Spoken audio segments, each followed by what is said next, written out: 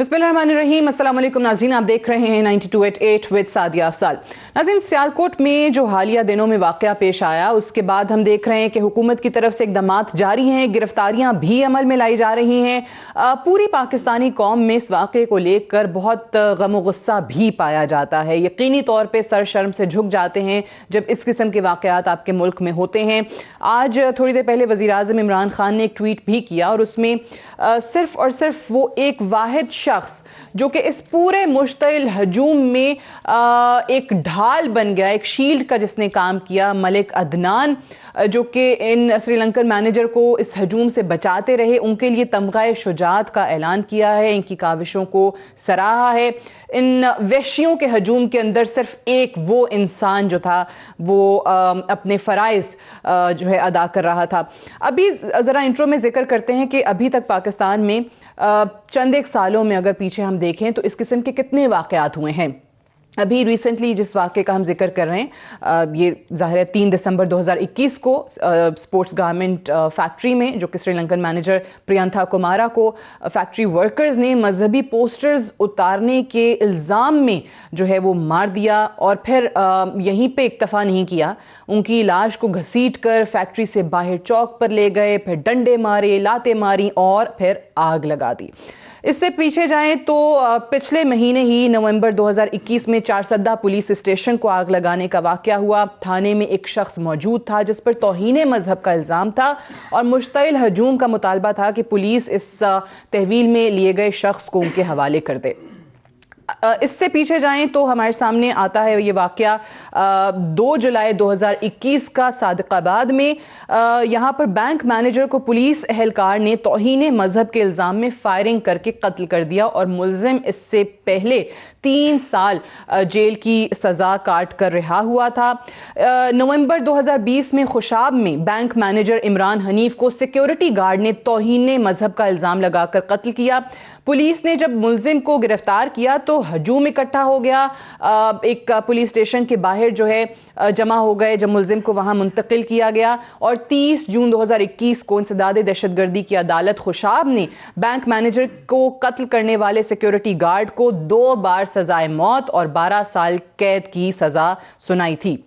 फिर अगस्त 2020 में रहीम यार खान में मंदिर पर हमले का वाक़या जो है वो भी हमारे सामने है, जब एक मुश्तइल हजूम ने एक मंदिर पर हमला किया, वहाँ पर अमलाक को नुकसान पहुँचाया। फिर 29 जुलाई 2020 को पेशावर में अदालत में जज के सामने मुल्ज़िम फैसल उर्फ खालिद ने तौहीन मजहब के इल्ज़ाम में ताहिर अहमद नसीम को कमरा अदालत में गोली मारकर कत्ल कर दिया, जिसके बाद पुलिस एहलकारों ने फायरिंग करने वाले शख्स को गिरफ्तार किया और उसके बाद उसके साथ तस्वीर बनाई, सेल्फियां बनाते रहे। बाद में इन पुलिस एहलकारों के खिलाफ जो है वो महकमा जाती कार्रवाई भी अमल में लाई गई। फिर 2017 अप्रैल मर्दान में मिशाल खान के कत्ल का वाक़या हमारे सामने है। तहकीकात के बाद कानून नाफिज करने वाले इदारे जो है वो इस नतीजे पर पहुंचे थे कि मिशाल खान पर झूठा इल्ज़ाम लगाया गया था। मिशाल खान के कत्ल में 61 अफराद को FIR में नामजद किया गया, जिनमें से 57 मुल्ज़िमान को गिरफ्तार करके समाअत शुरू कर दी गई। 7 फरवरी 2018 को इंसदाद दहशतगर्दी अदालत एबटाबाद ने मरकजी मुल्ज़िम इमरान को सज़ाए मौत, 5 अफराद को उम्र कैद और 25 मुल्ज़िमान को 4 साल कैद सुनाई, जबकि बाकी 26 मुल्ज़िमान को बरी कर दिया गया था। फिर इसके बाद 19 नवंबर 2020 को पेशावर हाई कोर्ट के 2 रुकनी बेंच ने जो मरकजी मुल्ज़िम था इस पूरे मामले में इमरान, उसकी सज़ाए मौत को उम्र कैद में तब्दील कर दिया था। मिशाल खान के वालिद इकबाल खान ने पेशावर हाई कोर्ट के इस फैसले को सुप्रीम कोर्ट में चैलेंज भी कर रखा है। फिर नवंबर 2014 में एक अफसोसनाक वाक़या पेश आया था कोट राधा किशन में, जहाँ पे क्रिश्चियन कपल जो था उनको तौहीन मजहब का इल्ज़ाम लगाया गया। मुश्तइल अफराद ने उनको ईंटों के भट्टे में ज़िंदा जलाया। ये उसी भट्टे में काम करने वाला कपल था।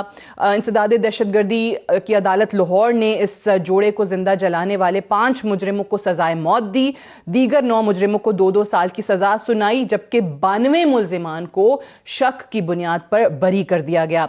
फिर मार्च 2013 जोसेफ कॉलोनी क्रिश्चियन कम्युनिटी यहाँ पर थी बादामी बाग लाहौर में, उनकी ये ज़ाहिर कॉलोनी थी जोसेफ कॉलोनी। वहाँ 150 घरों को, 18 दुकानों को और 2 गिरजा घरों को आग लगा दी गई थी। और वाक़या एक मसीही शहरी पर तौहीने मज़हब का इल्ज़ाम लगाने के बाद पेश आया था।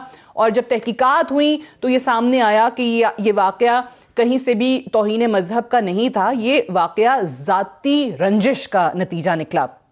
फिर 2012 बहावलपुर में एक वाक़या हुआ जहां पर एक ज़हनी माजूर शख्स को मुश्तइल हजूम ने तौहीन मज़हब के इल्ज़ाम में पुलिस स्टेशन से बाहर निकालकर सरेआम आग लगा दी थी।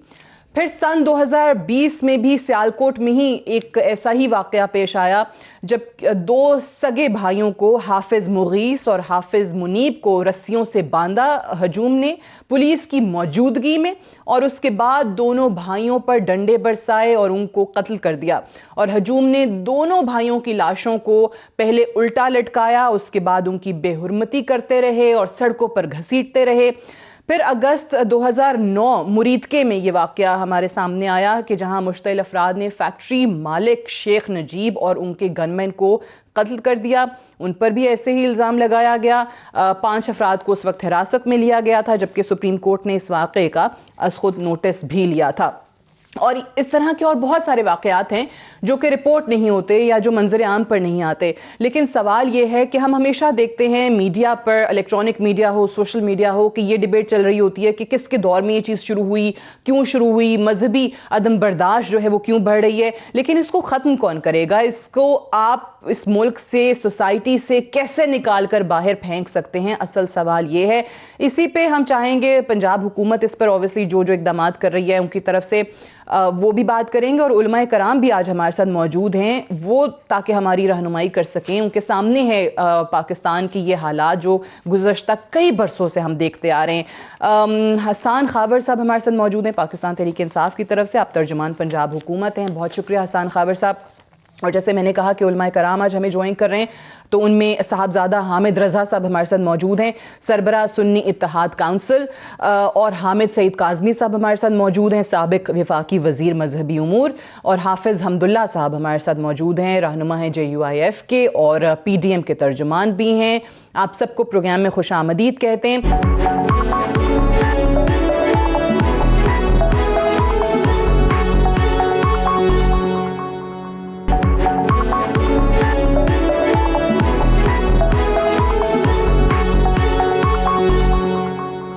मैं हसान खावर साहब ज़रा आप ही से आगाज़ करना चाहूँगी। पहले तो ये बताइएगा कि इस पर अभी तक पेशरफ्त क्या हो सकी है? जी सादिया, अभी तक तो पेशरफ्त ये हुई है कि जैसे ही इत्तला मिली थी वो सारी तफसीलात आपके सामने है कि पुलिस मौके पर पहुंची थी, और जब उनको सूरत हाल का अंदाज़ा हुआ तो मज़ीद नफरी मंगवाई गई। उसके बाद फौरी तौर के ऊपर कार्रवाई शुरू हुई, तहकीकात शुरू हुई, और तहकीकात के बाद वो लोग ज़ाहिर है कि इधर उधर भाग गए थे, तो उनका पता लगाया गया, और अब इस वक्त तक 120 से ज़ायद अफराद को हिरासत में ले लिया गया है। उसमें जो वीडियोस सामने आई उनको भी देखा गया। अच्छा। और फैक्ट्री के अंदर CCTV फुटेज भी रिट्रीव की गई 160 कैमरों से, उसको भी एनालाइज किया गया, और उसकी बुनियाद के ऊपर निशानदही की गई करीबन 19 मरकज़ी मुल्ज़िमान की। पहले उसमें से 13 लोग पकड़े और फिर मज़ीद 6 लोग पकड़े, और वो भी अब गिरफ्तार हैं, और उनसे भी तहकीकात जो हैं वो जारी हैं। उसके अलावा जो फोरेंसिक एनालिसिस है वो ज़ाहिर है कि हो रहा है।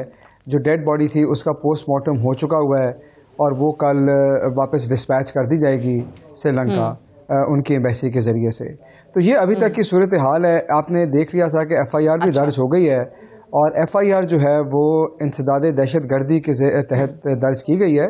उसमें ज़ाहिर है कि ताज़ीरात पाकिस्तान की दफ़ात भी हैं, लेकिन more importantly anti terrorism act की प्रोविजंस लगाई गई हैं, और पुलिस की मुद्दियत में ये मुकदमा दर्ज किया गया है। तो ये अभी तक की जो सूरत हाल है मौके की वो है। ठीक है, चलिए मैं इस पे भी आती हूँ, और जिन अवामिल का हम इंट्रो में जिक्र कर रहे थे उस पर भी मैं बात करना चाहूँगी। मैं साहबजादा हामिद रज़ा साहब, आपके सामने ये सारी सूरत हाल है, बहुत सारे वाक़यात माजी में भी हुए हैं। ये चीज़, ये मजहबी अदम बर्दाश्त का रुझान ख़त्म ना होना इस माशरे से, आप इसका ज़िम्मेदार किसको समझते हैं? मुहर्रिकात आपकी नज़र में क्या हैं? बिस्मिल्लाहिर्रहमानिर्रहीम, बहुत शुक्रिया। देखिए, मैं आप की इस बात से इस हद तक तो इत्तफाक करता हूँ कि पाकिस्तान में मजहबी अदम बर्दाश्त का हम तमाम लोग शिकार हो चुके हैं, लेकिन ये सिर्फ एक सेगमेंट ऑफ सोसाइटी में नहीं है। हम सियासी अदम बर्दाश्त के इस्तेहकाम का भी शिकार हैं। इसी तरीके से बहसीत मजमूई हमारा जो माशरती रवैया है वो भी अदम बर्दाश्त की जानिब जा चुका है। मैं ये समझता हूँ कि इसकी दो बेसिक्स रीजंस हैं। जो ये जो मजहबी अदम बर्दाश्त का एलिमेंट है, इसकी दो बेसिक रीजंस हैं। नंबर वन, आज के दौर के अंदर specially for the last 7-8 years जिस बहीमाना तरीके से सोशल मीडिया को यूटिलाइज किया गया, जिस बहीमाना तरीके से वहां पर लोगों की करैक्टर असैसिनेशन की गई या लोगों के जज्बात को उबारने की कोशिश की गई। आई मीन, आपको मैं ईमानदारी की बात बतलाऊं, आप बहुत से रिलीजियस टॉपिक्स के ऊपर अगर आप कोई मटीरियल उठाएं, उसमें बाज अफराद ऐसे ऐसे ख्यालात का इजहार कर रहे हैं जिन्हें शायद खुद भी दीन की अबजद का इल्म नहीं है, अलिफ बे से वाकिफ नहीं है। तो एक तो हमारे यहाँ जो साइबर क्राइम का हमारा विंग है वो सोशल मीडिया को कंट्रोल करने में मुकम्मल तौर पर नाकाम हो गया। दूसरा जो मसला है वो ये है कि हमारे यहाँ सियासी जमातें मोस्ट ऑफ द टाइम्स हमारी मजहबी जमातों को भी अपने मकासद के लिए इस्तेमाल करती रही हैं। माजी में इसकी मिसालें मौजूद हैं। वो एक बुनियादी फैक्टर भी है कि आपके वक्त पर हो तो ठीक है। और तीसरा मैं ये समझता हूँ, ये जो एक इंसिडेंट हुआ है, इससे मिलते जुलते कुछ इंसिडेंट्स दीगर भी हुए हैं कि मेरा ख्याल है कि जो विक्टिम है उसको मारने का सबसे बेस्ट जो एक ब्लैक कार्ड आपको मिल सकता है वो ये है कि आप ये कह दें कि ये इस बंदे ने गुस्ताखी की है, इसने तौहीन मजहब की है, इसने तौहीन रिसालत की है, और फिर विदाउट एविडेंस वहां पे जो मॉब है वो खुद ही चार्जशीट भी कर दे, खुद ही प्रोसिक्यूट भी कर दे, खुद ही सजा भी दे। ले लेते हैं, आपका जिस पे दिल करता है कोई भी इल्जाम लगा देते हैं। तौहीन मजहब का इल्जाम लगाना इस मुल्क में सबसे आसान हो गया। आपने अगर कोई जाती रंजिश निकालनी है, जाती अनाद है आपका किसी भी शख्स से, और उसकी आड़ में आप उसको मार दें, कत्ल कर दें, आप सब जायज समझते हैं। ये हामिद सईद काज़मी साहब, इस पे भी जरा रहनुमाई फरमाएंगे। ये बात जो अभी कर रहे हैं हामिद रजा साहब, ये बात तो दुरुस्त है, ये हमने देखा भी है कि ऐसे ही हुआ है। जितने वाकयात अभी मैंने प्रोग्राम के आगाज में भी कोट किए, उनमें भी तहकीकात में यही चीज साबित होती आई है। सो ये क्यों हो रहा है? ऐसे अनासिर की कहीं ना कहीं हम लोगों की तरफ से ही पुष्ट पनाही की जाती है। ऐसे अनासिर को हम देखते हैं, बाद में ऐसे लोग भी हैं जो कातिल होते हैं, झूठे इल्ज़ाम लगाते हैं, लेकिन वो बाद में फिर जो है वो मुआशरे में हीरो के तौर पे भी माने जाते हैं। बिस्मिल्लाहिर्रहमानिर्रहीम। मैं अर्ज़ करूँगा कि जो बात हो रही थी कि ये हम उमूमी तौर पर मुआशरे के अंदर हर वॉक ऑफ लाइफ में अदम बर्दाश्त का मुजाहरा करते हैं। सड़क पर हम जा रहे हैं, ज़रा किसी ने हमारे आगे ब्रेक लगाई, हम फ़ौरन हॉर्न पे हाथ रख देते हैं और हम कहते हैं भाई ये ज़रा एक आध सेकंड भी अगर लेट हुए हैं तो कैसे हो गए। इसी तरह हम क्यू बनाने के आदी नहीं है, क्योंकि क्यू बनाने में इंतज़ार करना पड़ता है।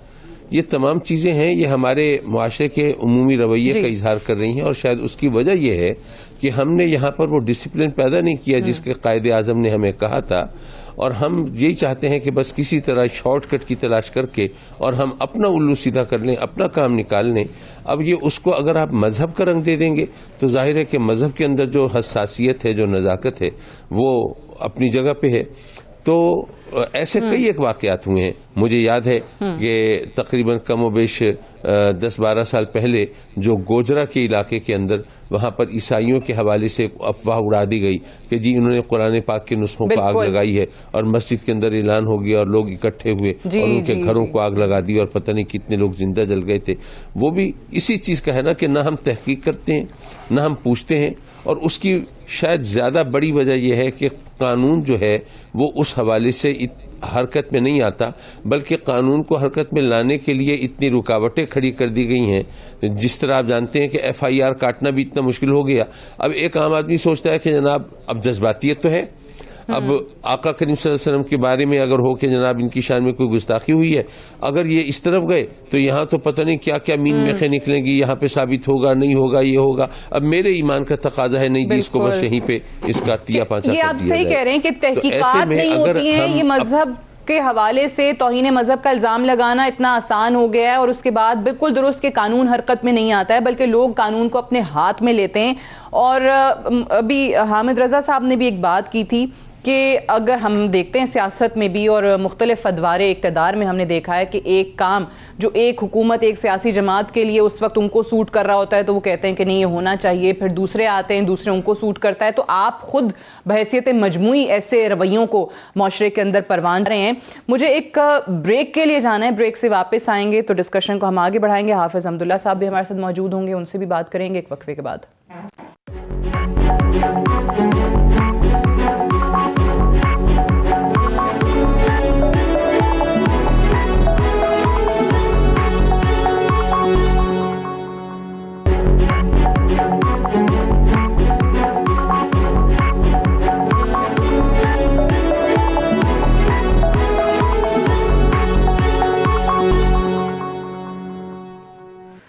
ویلکم بیک پروگرام میں ایک بار پھر سے خوش آمدید۔ سیالکوٹ واقعے پر ہی ابھی مولانا فضل الرحمان صاحب کا کل ٹویٹ آیا اور اس میں انہوں نے لکھا کہ یہ واقعہ قابل مذمت ہے، شرمناک ہے، جامع تحقیقات ہونی چاہیے، لیکن اگر ریاست توہین رسالت اور توہین ختم نبوت کے ملزمان کے خلاف کارروائی نہیں کرے گی تو پھر اس قسم کے واقعات ہوں گے۔ ماضی میں بھی توہین رسالت کے ملزموں کو حکومتی سرپرستی میں بیرون ملک فرار کروانے پر ایسا رد عمل آتا ہے، اور بھی انہوں نے کافی چیزیں لکھی ہیں، لیکن ان کے اس ٹویٹ کے بعد، اس بیان کے بعد کرٹیسزم آ رہا ہے مولانا صاحب پر، اور اس میں حکومتی جماعت یا باقی جماعتوں کی تو بعد میں بات کریں گے، خود مولانا صاحب جو پی ڈی ایم کے سربراہ ہیں اسی پی ڈی ایم میں شامل دیگر جماعتوں کی طرف سے آ رہا ہے۔ مثال کے طور پہ احسن اقبال صاحب پی ایم ایل این کے سینئر رہنما ہیں، انہوں نے کہا بصد احترام مولانا صاحب ایسے واقعات کی غیر مشروط مذمت ہونی چاہیے۔ پھر پیپلز پارٹی کی طرف سے بھی اس پر کافی رد عمل آیا اور کہا کہ مولانا صاحب ایسے واقعات میں تو اگر مگر البتہ گویا نہ کریں اور صرف اس کی تنقید ہونی چاہیے۔ میں حافظ حمداللہ صاحب سب سے پہلے تو آپ سے جاننا چاہوں گی، کیا یہاں پر بھی ہم کسی نہ کسی مصلحتوں سے کام لے رہے ہیں؟ بسم اللہ الرحمن الرحیم۔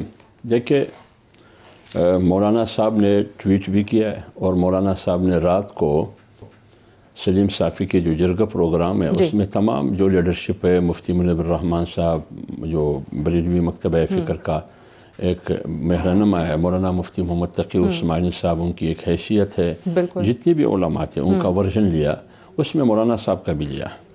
اب مولانا صاحب نے جب کہا کہ یہ شرمناک بھی ہے، افسوسناک بھی ہے، دردناک بھی ہے، دلخراش بھی ہے اور قابل مذمت بھی ہے، یہ ایک پہلو ہے اس کا۔ جتنا توہین رسالت کرنا سنگین اور بڑا جرم ہے اور اس کے لیے قانون ہے اور آئین نے تحفظ دیا ہے کہ جو بھی رسالت کی توہین کرے گا اس کی سزا کیا ہے وہ قانون نے واضح کیا ہے۔ ٹھیک۔ اب اس ملک میں انہوں نے جو دوسرا پہلو، وہ مقصد اس کا یہ ہے کہ اس قسم کے واقعات ہوتے ہیں، جس نے بھی کیا ہے وہ تو اپنی جگہ پر ذمہ دار ہے جو قانون ہاتھ میں لیتا ہے، لیکن ساتھ ساتھ ریاست اور حکومت بھی ذمہ دار ہے۔ کیوں ذمہ دار ہے؟ وہ اس لیے اس قسم کے واقعات کل پرسوں کا نہیں ہے، یہ 40 سال 50 سال 60 سال سے تسلسل کے ساتھ ہو رہا ہے۔ ہر تھوڑے عرصے کے بعد ہم دیکھتے ہیں کہ کوئی ایسا واقعہ مولانا صاحب نے اس چیز کی نشاندہی بہت زیادہ واقعات میں جھوٹے الزامات ہیں، ہم انٹرو میں ذکر کر رہے تھے۔ ادھر جس کو بھی کر لے کہ قانون ہاتھ میں لینا یہ جرم ہے، کسی کو بھی یہ حق نہیں ہے، اس لیے تو مولانا نے مذمت کی، شرمناک بھی کیا عمل کو، دلخراش بھی کیا، لیکن ریاست کہاں کھڑی ہے، حکومت کہاں ہے؟ یہ کیوں بار بار اس قسم کے سانحات جو افسوسناک بھی ہے، دلخراش بھی ہے، وہ یہ کیوں ہو رہا ہے؟ لیکن بات یہ ہے نا کہ ہم دیکھیں رسول پاک صلی اللہ علیہ وسلم پر ہماری جان، مال، اولاد سب قربان ہے، اس پہ تو کوئی کسی کو دو رائے ہے ہی نہیں اس معاملے کے اندر۔ لیکن میرا سوال وہی ہے کہ آپ صحیح کہہ رہے ہیں، یہ جرم ہے، توہین رسالت، توہین مذہب جرم ہے، لیکن کیا اس کی آڑ میں جو بہت سارے جھوٹے الزامات لگا کر لوگوں کو مار دیا جاتا ہے، بعد میں پتہ چلتا ہے ذاتی رنجش تھی؟ میں یہ نہیں کہہ رہا ہوں، میں یہ کہہ رہا ہوں کہ جو بھی کر لے، فرض کرے ایک جگہ ثابت ہو جائے کہ یہ جرم ہے، کیا اس کو سزا ہوئی ہے؟ جب رسالت کا توہین رسالت، انسداد توہین رسالت کا قانون حرکت میں نہیں آتا، ریاست حرکت میں نہیں آتی، حکومت حرکت میں نہیں آتی، بلکہ اس کے باوجود کہ قانون موجود ہے کہ سزا دینا چاہیے، ریاست اور حکومت عدالت بیک وقت اس کے پروٹیکشن کے لیے نکلتا ہے۔ جب اس قسم کی چیزیں ریاست اور حکومت کرتی ہے، کیا یہ سوالیہ نشان نہیں ہے؟ کیوں کرتی ہے؟ کیا یہ جرم نہیں ہے کہ قانون پر عمل کرنے میں آپ رکاوٹ بن رہے؟ ٹھیک ہے، جہاں پر یہ الزامات جو آپ کہہ رہے ہیں توہین رسالت کے الزامات جہاں پر واقعی صحیح ثابت ہوئے یا جہاں توہین رسالت ہوئی ہے پھر ان واقعات میں ان کا ذکر ہم کر سکتے ہیں. یہ واقعہ میں پتا ہے کہ جھوٹ ہے، اس کو تو آپ کھل کے کہیں. نہیں اس وقت بالکل مولانا نے رات کو سلیم صافی کے ساتھ آپ وہ سن لیں، یہ ٹویٹ میں بھی کوئی ایسی بات نہیں ہے، ذرا غور سے دیکھیے. جب جرم نہیں، لیکن انہوں نے کہا کہ جب توہین رسالت کے مجرم کو آپ سزا نہیں دیتے تو یہ واقعات ہوتے ہیں. مطلب یہ حافظ صاحب یہ واقعہ کہیں بھی توہین رسالت اس کا یہ مطلب نہیں ہے کہ وہ باقاعدہ NOC دے رہا ہے کہ آپ لوگ کر لیا کرے.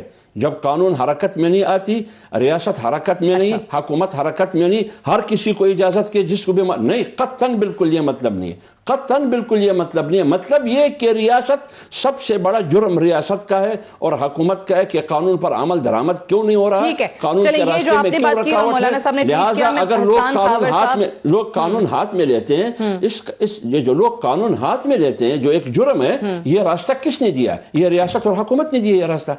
ریاست اور حکومت نے دیا، بالکل دیا. قانون پر کیوں عمل نہیں کرتے ہیں؟ اچھا، لیکن پھر سوال یہ بھی ہے کہ پھر ایسے جو جھوٹے الزامات لگاتے ہیں، لوگوں کو قتل کر دیتے ہیں ذاتی دشمنی میں، ان کو بھی سزائیں نہیں ہوتی، آدھے سے زیادہ بری ہو جاتے ہیں، آدھے سے زیادہ شک کی بنیاد پہ باہر آ جاتے ہیں. یہ تو آپ میری تائید کر رہی ہے نا. یہ کہ ایک آدمی کی جھوٹے الزامات لگانے والے لوگ، ایک آدمی کی باپ قتل ہوا ہے، مثلا قتل ہوا ہے، جرم بھی ثابت ہوا ہے، لیکن عدالت اس کو بری کرتے ہیں. آپ مجھے بتائیے ہمارے قبائلی مشورے میں اس شخص کا رد عمل کیا ہوگا؟ ریاست صاحب یہ کہہ رہے ہیں کہ ریاست، حکومت اور قانون جو ہے اجازت دے رہا ہے ایسے واقعات ہو رہے ہیں سوسائٹی میں.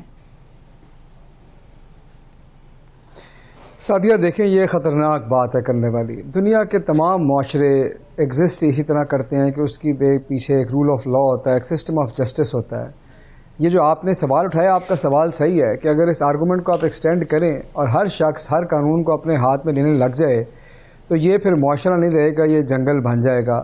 تو میرا نہیں خیال کہ ہمیں اس طرف جانا چاہیے. جہاں تک مولانا کی بات ہے جنگل بن جائے گا، یہ جرم ہے. جو بھی قانون ہاتھ میں لیتا ہے یہ جرم ہے.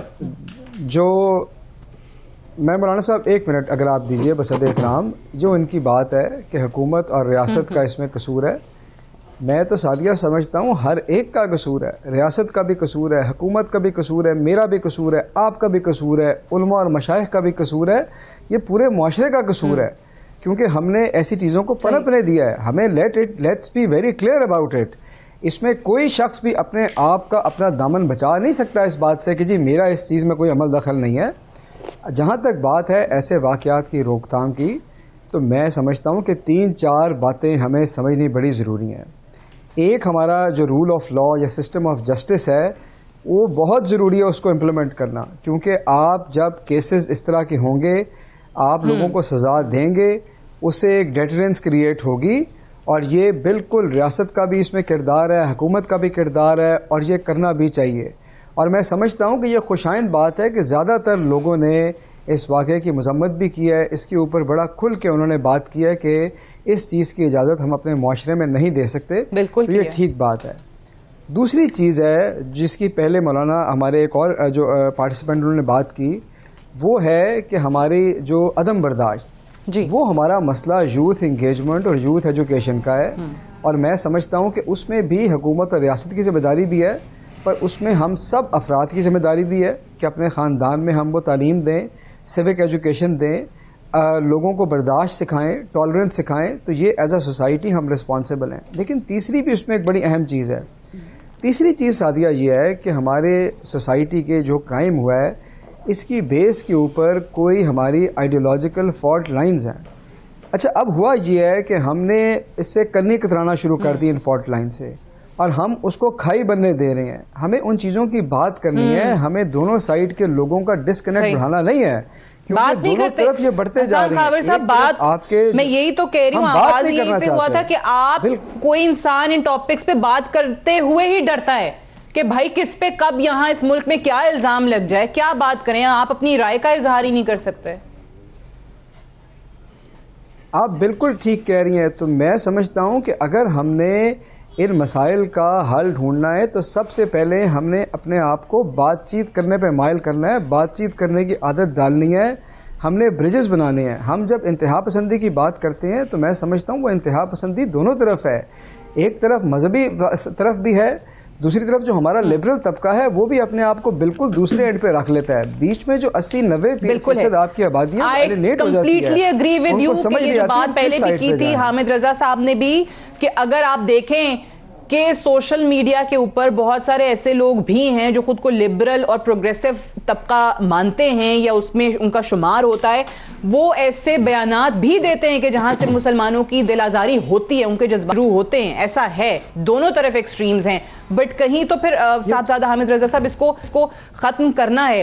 ہم دیکھتے ہیں اکثر کہ ایک یونیفارم کریکولم کی بات کرتے ہیں, بچوں کو جو پڑھایا جائے وہ چیزیں آپ کو لگتا ہے کہ پیورلی جو اسلام سکھاتا ہے, جو رسول پاک صلی اللہ علیہ وآلہ وسلم کی ٹیچنگز ہیں, جو ان کی سنت ہیں, اس کے اکارڈنگ ہے؟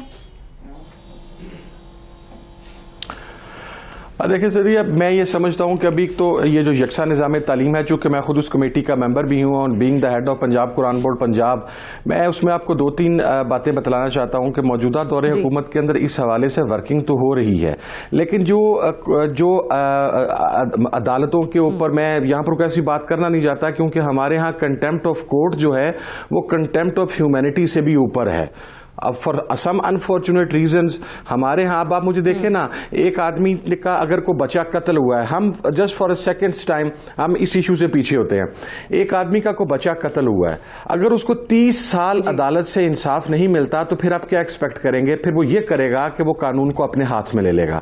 ہوا یہ ہے کہ ہمارے ہاں جو جھوٹا الزامات لگانے والے لوگ ہیں, نہ تو ان کو کبھی سزا دی گئی, اور جو سچی طور پر یعنی جنہوں نے صحیح طور کے اوپر اور جن کی ایویڈنسز ملے کہ انہوں نے توہین رسالت بھی کی ہے, توہین ختم نبوت بھی کی ہے, توہین مذہب بھی کی ہے, ان کو بھی سزائیں نہیں دی جا سکی. یعنی یہ اور ون ہینڈ سائڈ نہیں ہے کہ صرف توہین کرنے والے کو سزا نہیں ملی, جس نے ناجائز طور کے اوپر ایک توہین نہ کرنے والے کو مارا ہے, ہم اس کو بھی سزا تک نہیں پہنچا سکے. اجازت سے مشال خان مردان میں اس اسٹوڈنٹ کی جو مثال 2017 اپریل میں ایبٹ آباد کی انسداد دہشت گردی کی عدالت جو ہے وہ مرکزی ملزم کو سزائے موت دیتی ہے, پھر ایک اور عدالت پشاور ہائی کورٹ اس کی سزائے موت کو عمر قید میں تبدیل کر دیتی ہے. مشال خان کے والد جو ہیں وہ دھکے کھا رہے ہیں ایک کورٹ سے دوسرے کورٹ, انہوں نے اس فیصلے کو چیلنج کر رکھا ہے, اب وہ سپریم کورٹ گئے ہیں.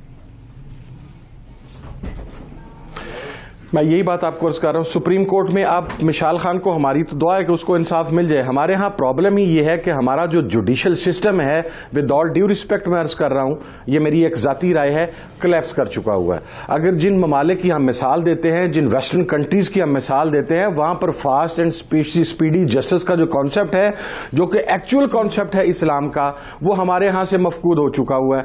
یہاں پر لوگوں کو مذہب کے نام پر قتل کیا جاتا ہے, لوگوں کو ذاتی دشمنیوں کے نام پر قتل کیا جاتا ہے, یہاں پر لوگوں کو ٹرانسپورٹ کے نام پر قتل کیا جاتا ہے. یہاں پر چھوٹی سی بات پر کہ گاڑی کا بمپر سے بمپر ٹچ ہوا, بھی حامد سید کاظمی صاحب بات کر رہے تھے, ہم ابیوسو لینگویج سٹارٹ کرنا شروع کر دیتے ہیں. تو بحثیت مجموعی ہمارا معاشرہ جس انحطاط اور زوال کا شکار ہو چکا ہے, ہم بجائے یہ کہ ہم لاجکس تلاش کریں, ہم کنڈمنیشن دیکھیں. آج میں آپ کو ایمانداری کے ساتھ بتا رہا ہوں, میرا نہیں خیال کہ جو یہ ایکٹ سیالکوٹ میں ہوا ہے اس کے اوپر پاکستان کے کسی بھی مذہبی طبقہ فکر نے اس ایکٹ کو سپورٹ کیا ہو. پاکستان کے جو چاروں مسالک ہیں, ان کی جو پولیٹیکل لیڈرشپ ہے, ان کی جو ریلیجس لیڈرشپ ہے, انہوں نے بیک آواز ہو کے اسے کنڈیم کیا ہے. But on the other hand side, جس وقت توہین رسالت یا توہین ختم نبوت ہوتی ہے تو پھر ان کی بات کو بھی, تو میں یہ کہتا ہوں کہ یہ جو انصاف کا کانسیپٹ ہے آن بوتھ ہیں, آپ کسی ایک ناجائز الزام لگا کر مارنے والے کو پھانسی پر چڑھا دیں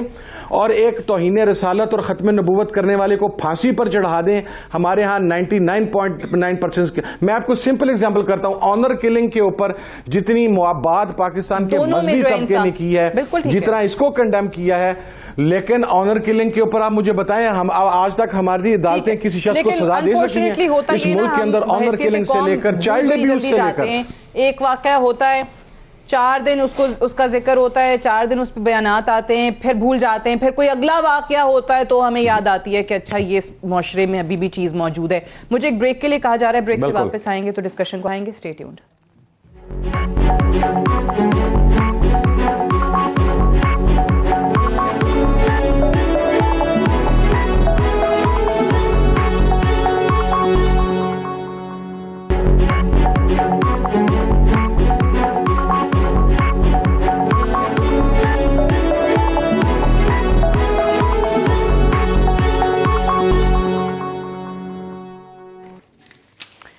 ویلکم بیک پروگرام میں ایک بار پھر سے خوش آمدید. حامد سعید کاظمی صاحب یہ بتائیے کہ جب ہم ابھی جیسے حامد رضا صاحب بھی بات کر رہے تھے اور یہ فیکٹ بھی ہے کہ عدالتوں کے لوگ چکر کاٹتے رہتے ہیں, انصاف نہیں ملتا, چاہے ہم دونوں سائڈز میں سے کہیں سے بھی بات کر لیں, کیوں یہاں پر ایک جو فوری اور عبرت ناک اور سخت سزائیں دینے کا کانسیپٹ ہے وہ نہیں ہمارے ملک میں آ پا رہا, جس کی وجہ سے یہ چیزیں بڑھتی جا رہی ہیں. لوگوں کو خوف ہی نہیں ہے, لوگوں کو پتا ہے کہ ہم جو مرضی کر لیں کوئی سزا ہی دینے والا نہیں ہے. دیکھیے, پہلی بات تو یہ ہے کہ ہمارے ہاں جو ڈیلنگ ٹیکٹکس ہیں عدالتوں کے اندر جو ہیں وہ ان سے جس طرح فائدے اٹھائے جاتے ہیں وہ ہم سب کے سامنے ہیں, لیکن یہ ہمیں ایک انتہائی اہم بات کی طرف متوجہ کرنا چاہوں گا آپ کو. سیالکوٹ کا یہ واقعہ انتہائی دردناک واقعہ ہے, انتہائی قابل مذمت ہے, یہ انسانیت کی توہین ہے, اس میں کوئی شک نہیں. لیکن میرا سوال یہ ہے کہ اگر اس واقعے کے ذمہ دار افراد میں کچھ لوگوں کو آپ نے سزا دی, اس کا ری ایکشن کیا آئے گا؟ کیا یہ نہیں کہا جائے گا کہ جی آپ نے گستاخان رسول کو تو رہا کر کے ملک سے باہر بھجوا دیا, اور یہاں پر کسی نے اگر کوئی ایسا الزام لگایا تھا اس کو سزا دینے میں آپ نے بہت جلدی کی. یعنی یہاں پر بھی ایک وزڈم کی ضرورت ہے. میں یہ نہیں کہہ رہا کہ ان کو سزا نہ دیں, معاف کیجئے میری اس بات کا اگر یہ مفہوم نکالا گیا تو مجھے بہت افسوس ہوگا, لیکن میں یہ کہہ رہا ہوں کہ اس پہلو کو اگر آپ نے نظر انداز کر کے آپ نے کوئی فیصلہ کیا تو وہ آپ کے لیے بہت مشکل کا سبب بنے گا. میں خود منسٹر تھا, میرے پاس مختلف ایمبیسیڈرز خاص طور پر یورپین کنٹریز کے آتے تھے. جی, دونوں طرف جو ہے, یعنی اگر آپ ایک طرف گستاخ رسول کو سزا دیں, ایک طرف ایک جھوٹا الزام لگانے والوں کو سزا دیں, تو لوگوں کے جذبات جو ہیں وہ قابو میں رہیں گے کہ ہاں بھائی ٹھیک ہے یہ انصاف ہو رہا ہے. لیکن گستاخ رسول کے لیے تو آپ راستے نکال لیں, ان کو تو آپ ملک سے باہر روانہ کر دیں, لیکن ایک جھوٹا الزام ہی لگایا ہو کسی نے اس کو آپ سزا دے دیں. تو اس کے اوپر پھر کچھ لوگ وہ چاہے موقع سے فائدہ اٹھانے والے ہوں, فساد پھیلانے والے ہوں, جذبات سے کھیلنے والے ہوں, ان کو جو بھی کہیں, لیکن وہ اس کا فائدہ اٹھائیں گے. اس کے لیے ہمیں ذہنی طور پر تیار رہنا چاہیے. میں یہ عرض کر رہا تھا کہ جب میں منسٹر تھا میرے پاس ایمبیسیڈرز آتے تھے اور ان کا ایک ہی مطالبہ ہوتا تھا کہ جی ایک شان رسالت میں گستاخی کے حوالے سے جو قانون ہے سزائے موت, اس کو تبدیل کیا جائے. میں ان سے کہتا تھا یہ قانون ایک چیک پوسٹ ہے, اگر قانون نہیں ہوگا تو آپ کسی کو پکڑ ہی نہیں سکیں گے, کسی پر الزام لگے گا وہ خود سزا دے گا, آپ کچھ کہہ ہی نہیں سکیں گے. لیکن جب یہ قانون ہے تو ہم اس کو کہہ سکتے ہیں کہ تم نے قانون کا دروازہ کیوں نہیں کھٹکھٹایا, تم نے قانون کے مطابق عمل کیوں نہیں کیا. تو اب اس تمام پس منظر کے اندر میں سمجھتا ہوں کہ عدالت کے اندر بھی یہ چیز بہت نازک موڑ پہ پہنچ رہی ہے, اور پھر جو میڈیا کا کردار بہت نازک سامنے آئے گا, اور جو علماء کرام ہیں منبر و محراب کے وارث ہیں ان میں ان کو عوام تک کیا پیغام پہنچانا ہے, اس کی اہمیت اپنی جگہ پہ ہے, کیونکہ اس میں ان کا کہا ہوا وہ ظاہر ہے کہ ہر آپ نے ابھی کہا کہ ایمبیسیڈرز آپ سے یہ کہتے تھے, بہت نازک مرحلہ ہے. آج یورپین یونین نے بھی انفیکٹ انسانی حقوق کی خلاف ورزی کے حوالے سے بات کر دی ہے. پاکستان بتائے کہ نفرت پھیلانے والوں کے خلاف جو انسائٹ کرتے ہیں, انسٹیگیٹ کرتے ہیں, ان کے خلاف کیا اقدامات کر رہی ہیں. انہوں نے بہرحال سوال اٹھایا ہے.